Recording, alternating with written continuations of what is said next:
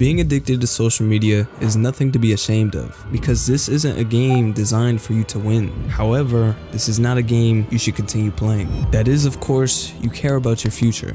Your deepest dreams constantly get trampled on by your inability to control your own actions. To make matters worse, you feel indifferent to whether or not you do well in life, whether or not you enjoy what it is you do. With us being young, we have more reason than not to put off our dreams until the time is right, until we feel like it. But years are moving faster and faster as we age, and each day we find ourselves closer and closer to being on our deathbed, reminiscing about all we could have done if only we gave ourselves a chance to live up to our own potential. Not only will I do everything in my power to make sure that moment never happens, I also wouldn't wish that on you, because you and I are alike. We hold the same internal conflict teetering between productivity and mindlessness. But ultimately, it doesn't matter what I wish, because you have to want better for yourself. It's been about 9 months since I've had social media on my phone, and I was finally able to do so after probably like 3 years of actually trying to get rid of them by meditating. Meditating would be my biggest piece of advice for anyone who wants to escape the modern addiction of social media, because it allows you to gain impulse control, able to like select what actions you want to do and not mindlessly just go with the flow. Because oftentimes when it's left up to your own autopilot and default, you're gonna do the things that are easy, and there's so many things around us nowadays that are just easy. As the years go by, the more comfortable our lives become, and I don't think that's necessarily a good thing. As people get their basic needs met, we leave ourselves up to the interpretation that we're still not good enough. There's still things that need to be filled, there's more innovations that need to be made, and of course that's the natural course of society, but I think that we've passed the point of comfort, where now it's becoming too easy. Now let me just preface something. I'm not saying that people have easy lives and that we have zero problems. Mental health is at an all-time high in terms of it being bad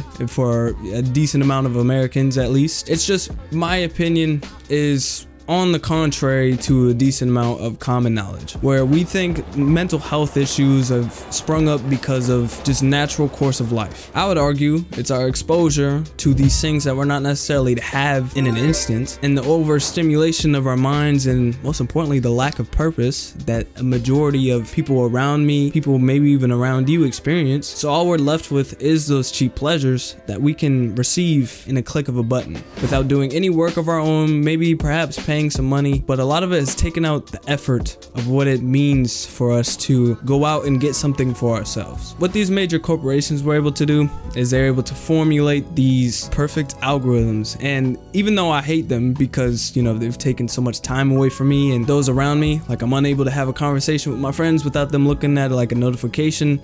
It's very bad. I'm still able to acknowledge the true genius it took to make these algorithms. I mean, they're extremely intuitive and lucrative in how they're able to keep you on the platform as long as possible and make as much money as their pockets will fit. And truthfully, it wasn't until I viewed these social media platforms, as I just said, that I was finally able to stop playing in their game. I found it easy for me to paint them as a villain because it just gave me an opposition to work against. And anytime I would indulge in their platforms and applications, I would pull myself out of it thinking that I'm losing a battle. It just helped give an extra element to it, which was able to help me detach from this addiction. However, I think I would be wrong to say that they are 100% to blame and that I should hold zero accountability for my lack of discipline and the amount of hours that I've wasted on these platforms with absolutely nothing to show for it, which deeply hurts me. But you know, and I think while I was in that state, as like that's my default habit, I just pick up my phone and just scroll whenever I'm anxious, depressed, lonely, frustrated, the whole nine, is I wouldn't view it as this. I was like under a spell, for lack of better terms. It's only when you, through meditation, detach yourself and gain presence and mindfulness, that you gain control of your mind and your own thoughts, that you're able to disassociate with these modern addictions that pull at us so much, ultimately stop us from reaching our fullest potential. So yes, of course, it is because of my own negligence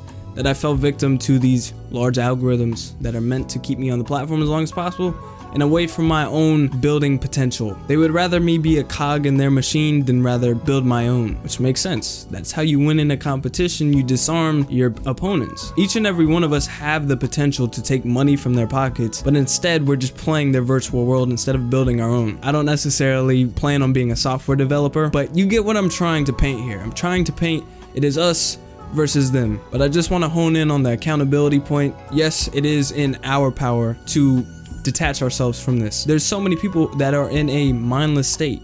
You may know some, I definitely know some, and that mindless state is extremely dangerous, because if we're left to our own autopilot, just default mind, it's like, okay, subconscious, tell me where to go.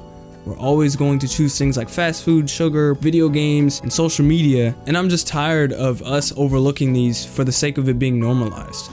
Why is it that I can spend 8 hours on my phone and nobody blinks twice, but as soon as I want to work on building this channel, for example, for 8 hours a day, then people suggest that I need balance? Why is that? I need balance for working, but not for when I'm wasting time? Is why you want to get rid of this addiction because you want to do it for an aesthetic, or is it because you want to pursue something greater than yourself, such as a purpose, a passion, a career, a job, a relationship? Why is it that you want to free yourself of this? This question alone, I believe, is very important when it comes to this whole process of getting rid of it. It's something I asked myself and constantly reminded myself whenever I had the impulse to click on an app and continue scrolling. And without it, you become more vulnerable to the grasp and the hands of these algorithms. You have no reason why not to do something, especially when it's so pleasurable and so like quick, requires zero discomfort or effort on your own, and instead just makes you feel comfortable. You're always going to choose it. It is unless that you put like a doorstop in front of it, or a door that disallows you and reminds you every time that you come knocking that this hurts you, and every time you go through this door